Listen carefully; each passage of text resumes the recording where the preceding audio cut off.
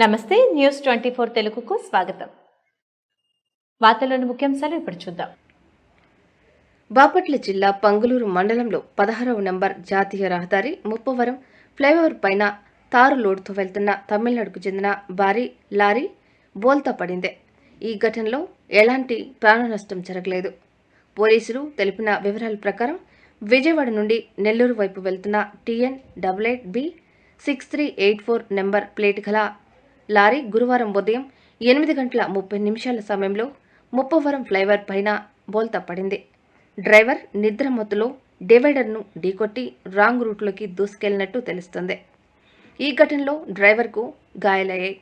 Highway ambulance సిబ్బంది గాయాలైన డ్రైవర్ను అద్దంకి ప్రభుత్వ వైద్యశాలకు తరలించారు.